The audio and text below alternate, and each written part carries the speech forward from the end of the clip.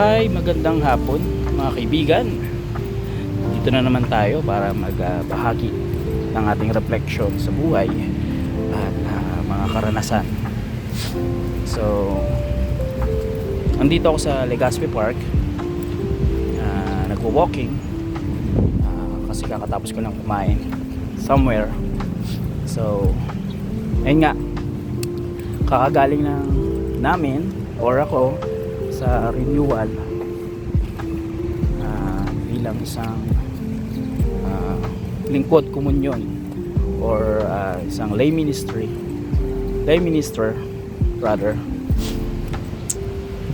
sa St. John Bosco Parish dito sa Makati. So kaninang umaga pagkagising ko, medyo kinakabahan, I don't know, but at the same time grateful kasi it's another year or opportunity na naman para sa akin at sa mga kaibigan ko na makapaglingkod ulit sa simbahan at sa ating buong Maygapan.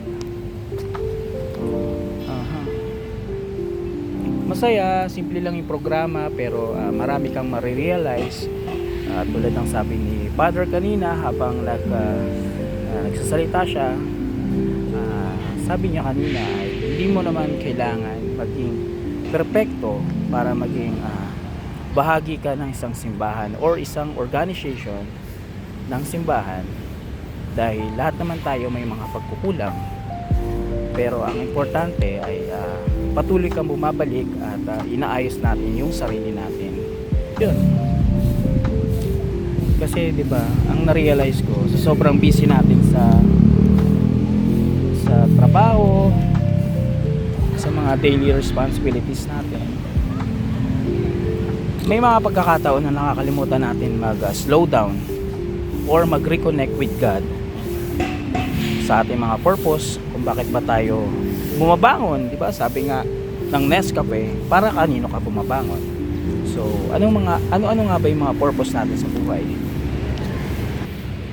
So, masaya rin yung mga ganitong pagkakataon na nakapagpahinga ka from work or kung ano man yung pinagkakabisihan natin sa buhay.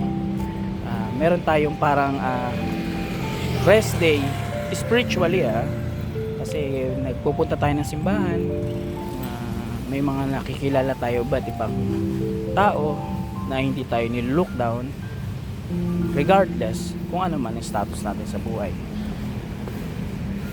Kaya hindi ko alam sasabihin ko pero I'm very thankful na ito yung pinili kong direction, maging bahagi ng simbahan. Minsan matigas naman yung ulo ko, hindi ako minsan kikinig, or kung may mga event hindi na ako available na pumunta kasi minsan may mga prior commitments tayo. Nagsasabi naman tayo ng maaga para at least alam din nila. Yun lang naman. Maraming salamat.